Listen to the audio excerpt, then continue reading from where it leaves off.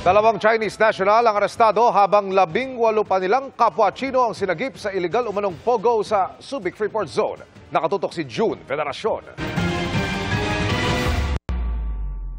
Sinalakay ng PNP-CIDG ang isang illegal umanong pogo sa Subic Freeport Zone, kung saan inaresto ang dalawang Chinese national na sangkot umano sa human trafficking.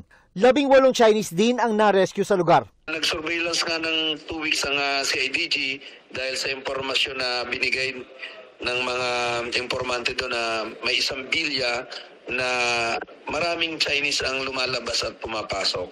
So upon confirmation na may mga Chinese talaga, nag-apply kami ng search warrant. Kabilang sa mga na-recover ay mga computer, cellphone at mga bolo.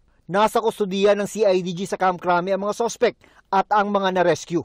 Sasampahan ng reklamong paglabag sa Anti-Trafficking in Persons Act ang mga sospek. Patuloy daw na nangangalap na impormasyon ang mga otoridad para matumbok ang iba pang illegal na pogo sa bansa. The start ng crackdown, sila ay nag-splinter na into small groups and yun yung nahihirapan tayo dahil kailangan natin ng mga mata ng ating komunidad.